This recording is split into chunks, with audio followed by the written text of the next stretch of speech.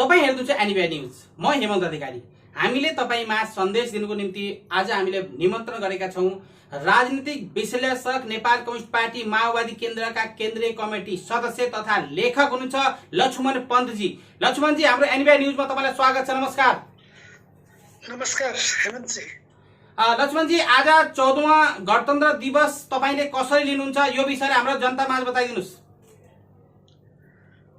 गणतन्त्र दिवसको अवसरमा म सम्पूर्ण देशवासीहरूलाई, देश विदेशमा बस्नुभएका नेपाली दाजुभाइ दिदीबहिनीहरूलाई शुभकामना दिन चाहन्छु, बधाई भन्न चाहन्छु। गणतन्त्र नेपालको राजनीतिक विकास यात्राको एउटा अग्रगामी कदम हो।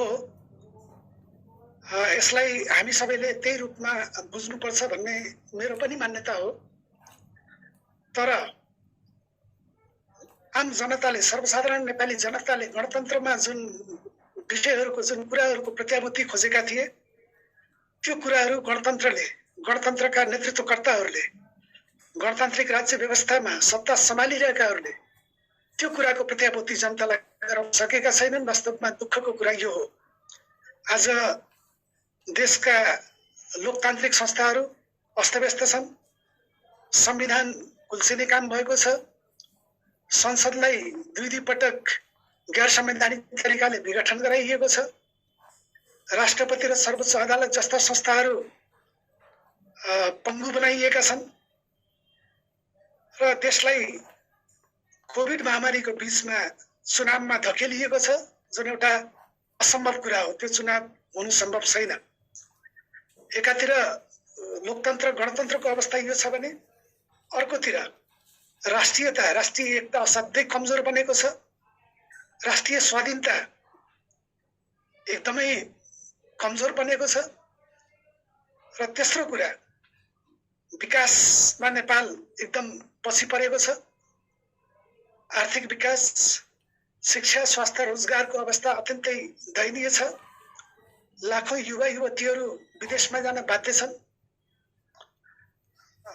रोजगार देशमा छैन। उद्योग धन्दा, कल कारखानाको विकास भएको छैन। कृषिको अवस्था यति दयनीय छ कि हामी कृषि प्रधान देश हुँदाहुँदै पनि खाद्यान्नमा, तरकारी फलफुलमा विदेशमा निर्भर छौँ।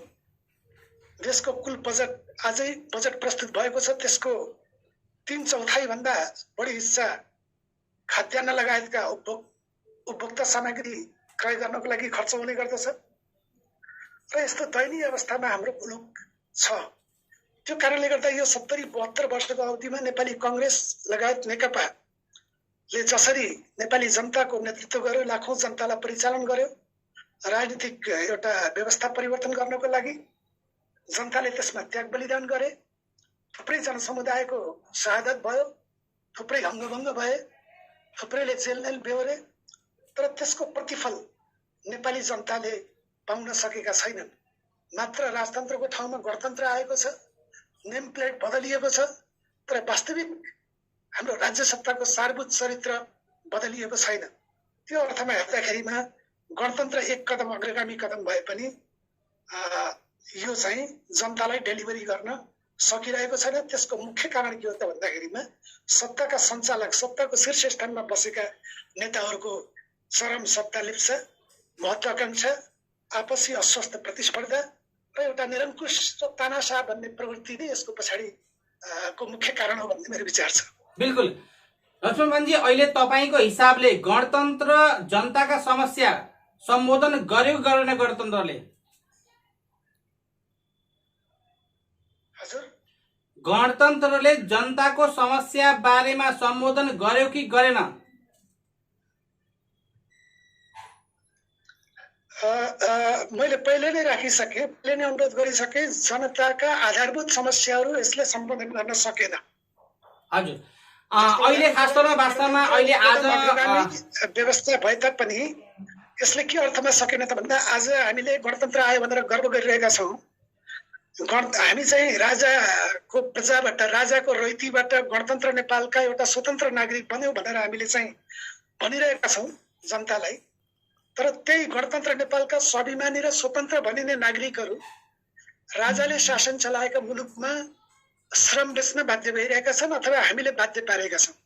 जस्तो दुबई राजाले शासन चलाएको देश हो, कतार राजाले शासन चलाएको देश हो, बहराइन, साउदी अरब, ओमान राजाले शासन चलाएका देश हुन्। त्यहाँ चाहिँ 15-20 लाखको संख्यामा नेपाली युवा युवतीहरू काम गर्न बाध्य छन्। मलेसिया राजाले शासन चलाएको देश हो, त्यहाँ अब 12 लाख नेपालीहरू आफ्नो श्रम बेच्न बाध्य भइरहेका छन्। जापान बेलायत संवैधानिक राजतन्त्र भएका देश हुन्, त्यहाँ जानको लागि पनि नेपाली युवा युवतीहरू तछाड मछाड गरिरहेका छन्। भनेपछि अब सार्वभूत रूपमा एकातिर हामीले गर्व गरिरहेका छौँ गणतन्त्र ल्यायौँ भनेर, तर विकासको हिसाबले, रोजगारीको हिसाबले, शिक्षा र स्वास्थ्यको हिसाबले, जनताका समस्या समाधान गर्ने हिसाबले हामीले केही पनि काम गर्न सकेका छैनौँ। र उल्टै अब राजाले शासन चलाएको मुलुकमा हामीहरूले आफ्नो चाहिँ श्रम शक्ति निर्यात गरिरहेका छौँ। यो हाम्रो लागि एउटा लाजमर्दो विषय हो।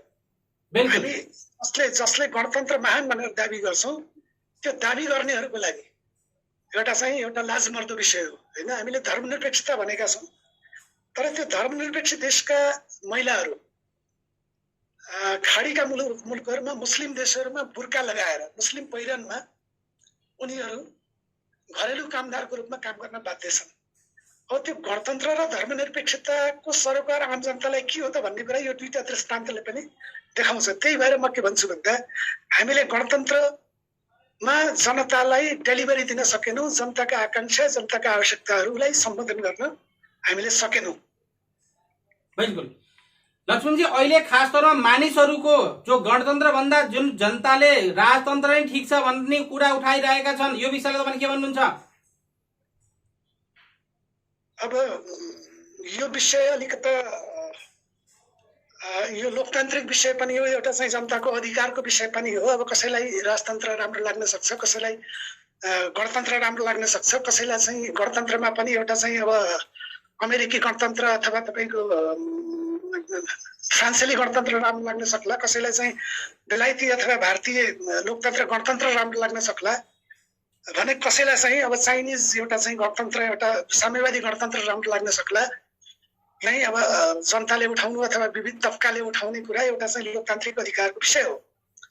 र अर्को कुरा के पनि हो त भन्दाखेरिमा व्यवस्था आफैमा, चाहे राजतन्त्रात्मक व्यवस्था होस् चाहे तपाईँको चाहिँ गणतन्त्रात्मक व्यवस्था होस्, अहिलेको समसामयिक विश्वलाई हेर्दा के देखिन्छ भन्दाखेरिमा गणतान्त्रिक व्यवस्था भएका मुलुक पनि प्रगतिको शिखरमै छन्।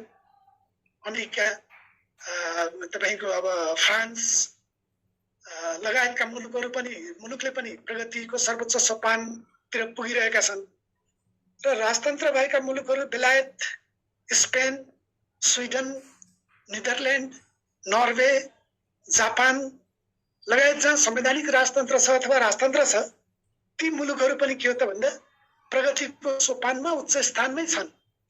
बरु बेलायत र नर्वे, स्विडन र डेनमार्क जस्ता, न्युजिल्यान्ड जस्ता देशहरू त शिक्षा, स्वास्थ्य सबै मापदण्डमा, सामाजिक चेतना सबै हिसाबले के छ त भन्दाखेरिमा विश्वमै अग्रपङ्क्तिमा छन्। त्यो कारणले गर्दा अब गणतन्त्र नै एकदम सर्वोत्तम विकल्प अथवा एकदम उत्कृष्ट व्यवस्था, अब राजतन्त्र एकदमै खराब कुरा भन्ने कुरा म मान्दैन होइन।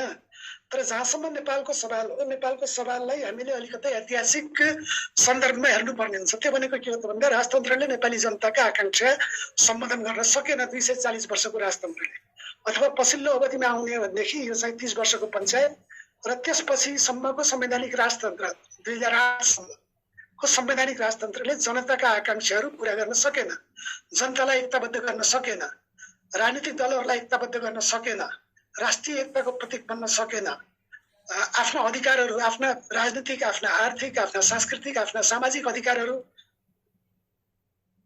जनता परिवारले, राजतन्त्रले साझा गर्न सकेन, सेयर गर्न सकेन होइन। जनतामाथि निरङ्कुश तन्त्र थोपर्यो होइन।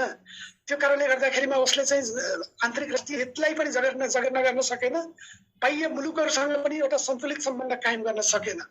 त्यो कारणले गर्दा के हो त भन्दा राजतन्त्र आफ्नै कारणले गर्दा असफल भयो। अब त्यो कारणले गर्दा अब नेपालमा राजतन्त्रको पुनर्स्थापना हुनुपर्छ भन्ने जुन एउटा विचार छ, त्यो विचारलाई लोकतान्त्रिक हिसाबले त हामीले अब स्वागत गर्नुपर्छ, सम्मानै गर्नुपर्छ। तर हिजोको 250 वर्षको 240 वर्षको नजिर हेरेर अथवा पछिल्लो चाहिँ 50 वर्षको घटना हेर्दा के देखिन्छ भन्दा पछिल्लो 70 वर्षको घटना हेर्दा के देखिन्छ भन्दा राजतन्त्रले देशलाई एकताबद्ध गर्न सकेन, ऊ चाहिँ असफल भयो। त्यो कारणले गर्दा जनताले गणतन्त्र रोजेका हुन्। त्यो कारणले गर्दा नेपालको सन्दर्भमा अब राजतन्त्र चाहिन्छ भन्ने कुरा चाहिँ भावनाको हिसाबले ठिक भए पनि व्यवहारिक हिसाबले मलाई के लाग्दैन भन्दा अब त्यो चाहिँ तत्काल अब सम्भव देखिन्छ भन्ने कुरा मलाई लाग्दैन। गणतन्त्र नै अहिलेको विकल्प हो। यसलाई नै संस्थागत गर्ने, यसलाई नै जनतालाई डेलिभरी गर्न सक्ने गणतन्त्रको रूपमा रूपान्तरण गर्नु हामी सबैको कर्तव्य हो। बिल्कुल लक्ष्मणजी, अहिले जो छ गणतन्त्र नेपालमा किन स्थिरता शासन विकास दिन सकिएको छैन त? अब त्यो कुरा एकदम ठिक हो। गणतन्त्र आइसकेपछि देश चाहिँ झनै अस्थिर बन्यो, झनै तपाईँको अविकसित भयो अथवा विकासको क्रम चाहिँ रोकियो, विकास अगाडि बढ्न सकेन। जुन पञ्चायत कालमा उद्योग धन्दाहरू स्थापित भएका थिए त्यो उद्योग धन्दाहरू पुनर्स्थापित हुन सकेन, अथवा नयाँ सिराबाट एउटा चाहिँ कृषिको जगमा उद्योग धन्दाहरूको तपाईँको चाहिँ एउटा कृषिको जगमा उद्योग धन्दाहरू स्थापित गर्ने काम चाहिँ अवरुद्ध भयो। यो कुरा ठिक एकदम विकासले सकेन। अब हाम्रो अर्थतन्त्र तपाईँको 3/4 अर्थतन्त्र हाम्रो चाहिँ रेमिटेन्सबाट धानिएको छ। अब त्यो हिसाबले हेर्दाखेरिमा विकासको क्षेत्रमा हामी एकदमै चौपट भयो, एकदमै दयनीय अवस्था हाम्रो बन्न पुग्यो। यो कुरा एकदम सत्य कुरा हो। अर्को कुरा, यो गणतन्त्रमा राष्ट्रिय एकता पनि असाध्यै कमजोर भयो, राष्ट्रिय एकता बन्न सकेन र राष्ट्रिय स्वाधीनता पनि असाध्यै कमजोर भयो। त्यही भएर अहिले मुलुकको मुख्य समस्या भनेको के हो भन्दा अब गणतन्त्रमा अब देशमा सुशासन भएन, देशमा भ्रष्टाचार बढ्यो, देशमा स्थिरता हुन सकेन, राष्ट्रिय एकता झन् कमजोर हुँदै गयो, राष्ट्रिय स्वाधीनता झन् कमजोर हुँदै गयो, जनताका जनतन्त्र जनजीविका र तपाईँको चाहिँ अब राष्ट्रियताका सवालहरू एकदम गम्भीर बन्न पुगे। त्यो हिसाबले हेर्दा अहिले मुलुकको लागि सबभन्दा ठुलो खाँचो के हो त भन्दा राष्ट्रिय एकताको खाँचो छ।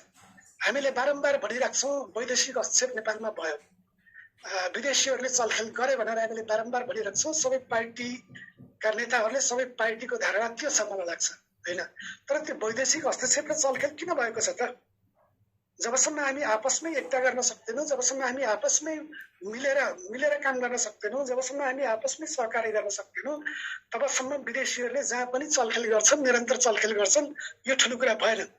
त्यो कारणले गर्दा समस्या विदेशी चलखेलमा हेर्नुभन्दा पनि मुख्य रूपमा मूल रूपमा हामी घरभित्रै हामी नेपाली राजनीतिका सरकारवालाहरू एक ठाउँमा उभिनुको विकल्प छैन भन्ने मेरो मान्यता हो। जस्तो मेरो भनाइ के हो त भन्दा नेपाली समाजमा अहिले विचारधारात्मक रूपमा, राजनीतिक विचारधारात्मक रूपमा 3वटा वैचारिक करेन्टहरू छन्।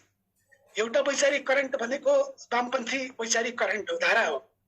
दोस्रो भनेको उदार लोकतन्त्रवादी अथवा नेपाली कङ्ग्रेसले नेतृत्व गरेको लोकतान्त्रिक वैचारिक धारा हो।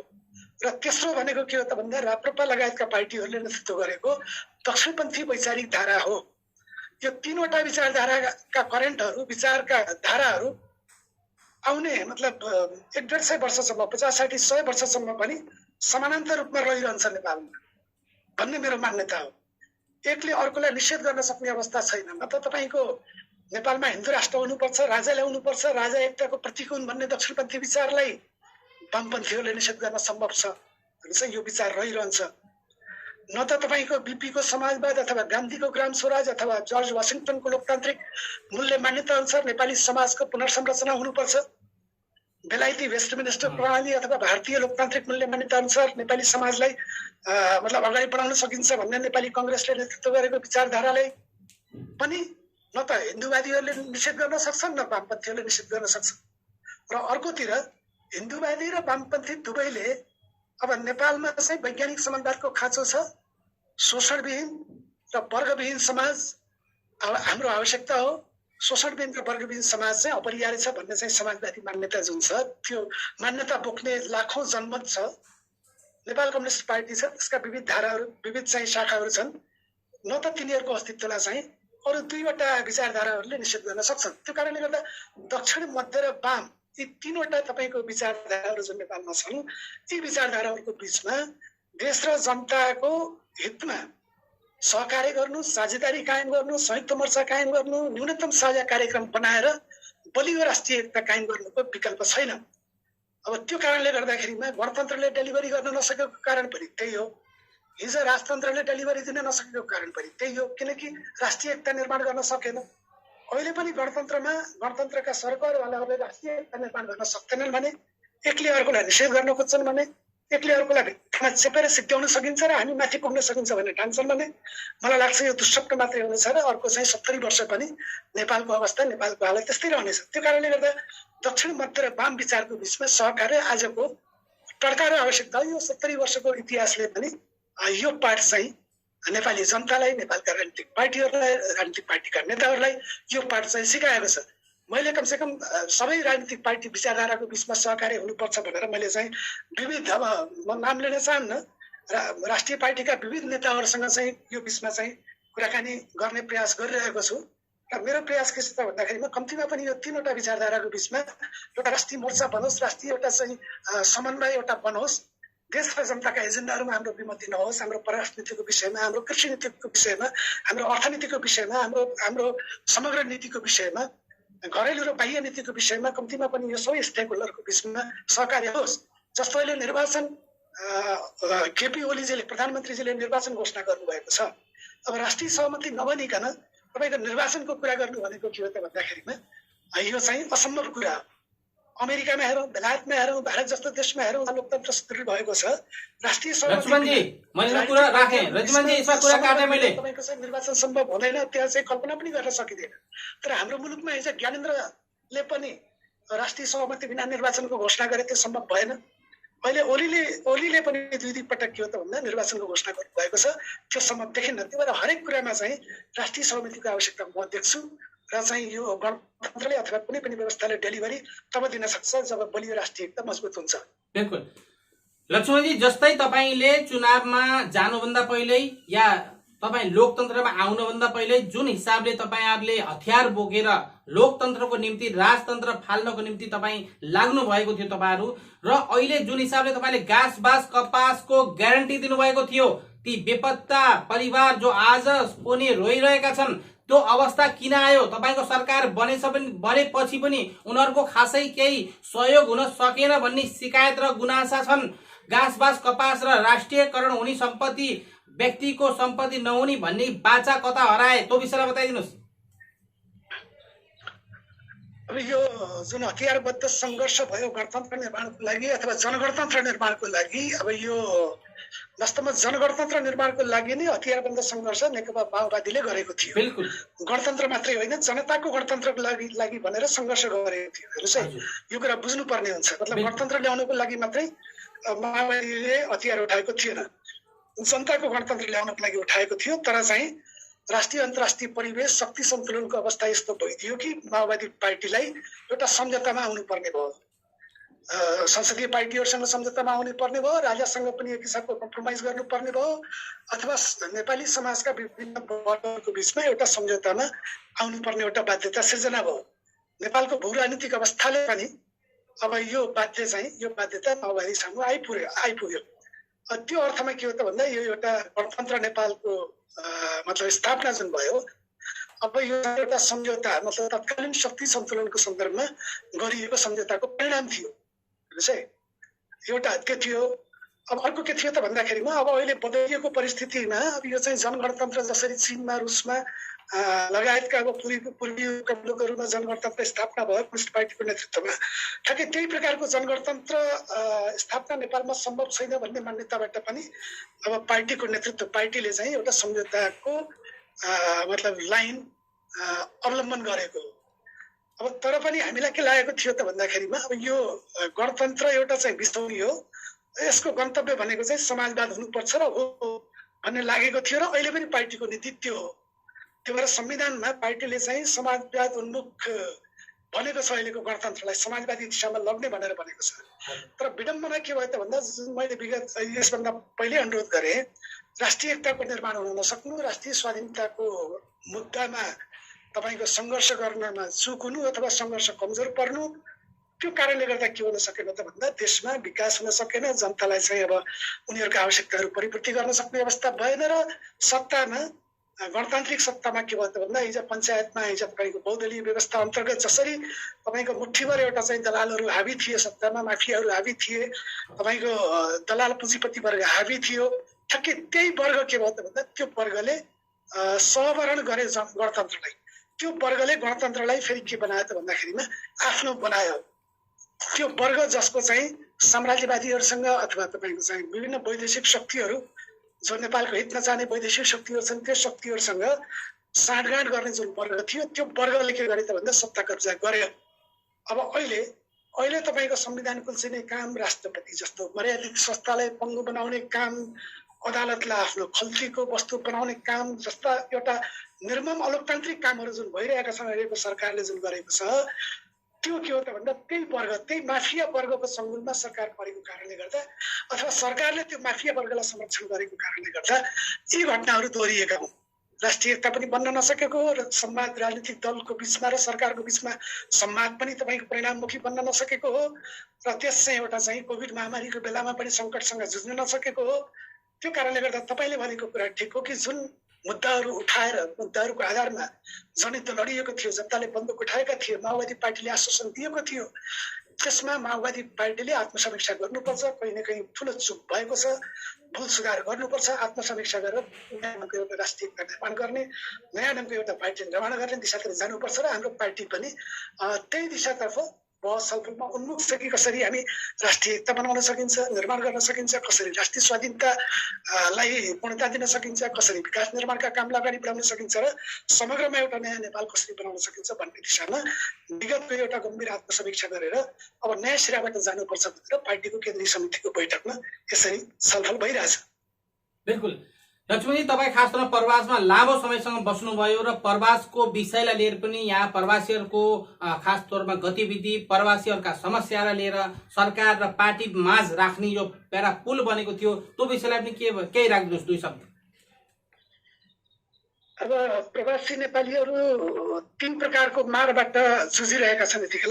प्रवासी नेपालीहरू भन्नाले यो भारत प्रवासमा बस्ने, खाडीका मुलुकमा बस्ने र विश्वभरि बस्ने भनौँ न। मूल रूपमा अब भारत प्रवासमा बस्ने र खाडीका मुलुकहरूमा बस्ने नेपालीहरू आधारभूत रूपमा अब बहुसंख्यक तबका चाहिँ श्रमजीवी वर्गको छ।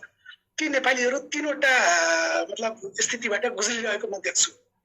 पहिलो कुरा त कोरोना महामारीको जुन मतलब मार परिरहेको छ, नेपालमा सर्वाधिक परिरहेको छ। प्रवासी नेपालीहरूका आफन्तहरू, परिवारका सदस्यहरू त्यसबाट सर्वाधिक रूपमा पीडित भएका छन्। अक्सिजन, भेन्टिलेटर, हस्पिटलमा बेडहरू पाइरहेका छैनन् र सडक पेटीमा उपचार गराइरहेका छन् प्रवासी नेपालीहरूका परिवारका सदस्यहरूले, आफन्तहरूले।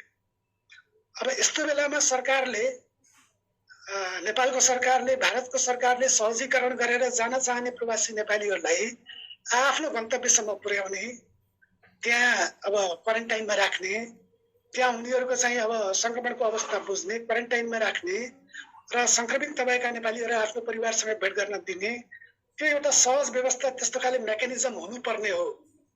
तर नेपालको चाहिँ गैर जिम्मेवार सरकार, उसको लापरवाहीको कारणले गर्दा विगत वर्षमा हामीले देख्यौँ नेपालीहरूलाई बोर्डरमा लाठीचार्ज समेत भयो। नेपालीहरूलाई भित्र प्रवेश गर्न दिएन।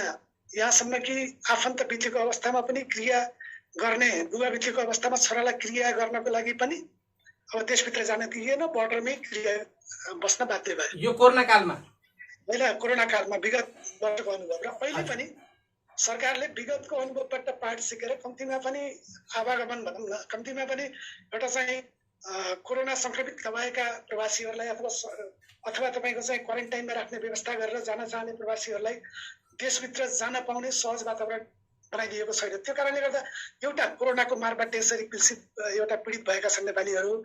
दोस्रो, उनीहरू परदेशमा छन्, भारतमा छन्, मलेसियामा छन्। खास गरिकन भारतको कुरा गर्दाखेरिमा यहाँ कोरोनाको सबैभन्दा बढी यो दोस्रो भ्यारिएन्टको सबभन्दा बढी प्रभाव चाहिँ भारतमा देखिन्छ।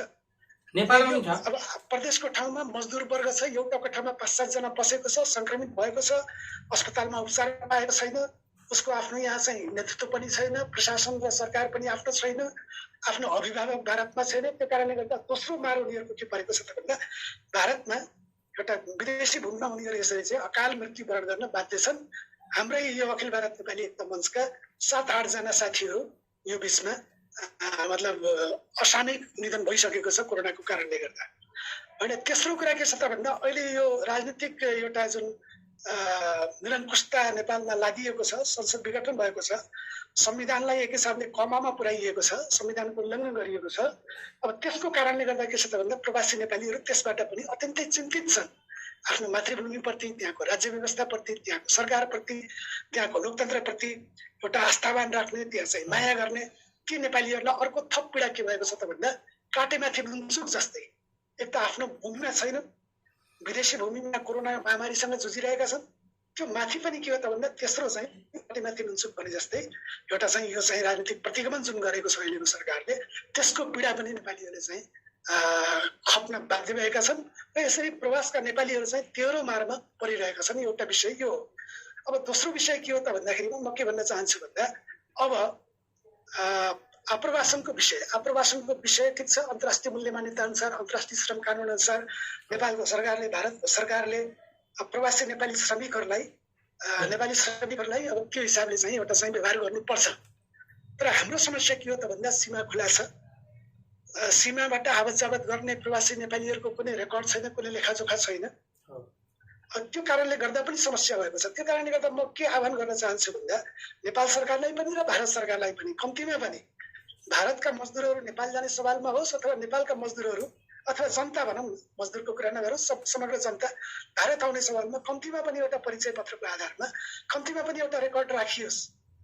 जस्तो पासपोर्ट बिना सम्भावना देखिन्न, एउटा चाहिँ नागरिकताको आधारमा हुन्छ, कुनै आधारमा हुन्छ, एउटा रेकर्ड राखियोस् र कम्तीमा पनि एउटा नेपाली मजदुर बम्बईमा मर्यो भने यो चाहिँ फल्लो गाउँको हो, फल्लो ठाउँको हो, उसको नागरिकता नम्बर यति थियो, यो फ्याक्ट्रीमा काम गर्थ्यो, यति तलब थियो भन्ने कमसेकम आधारभूत जानकारी त कमसेकम राज्यसँग हुनु पर्यो। हेर्नुहोस् है, यो अहिलेसम्म भएन।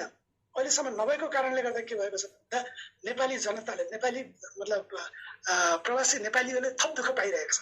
त्यो कारणले गर्दा नेपाल सरकार पनि यो विषयमा गम्भीर बन्नुपर्छ र भारत सरकार पनि गम्भीर बनेर के गर्नुपर्छ त भन्दाखेरिमा नेपालीहरूलाई काम अनुसारको तलबको व्यवस्था गर्ने।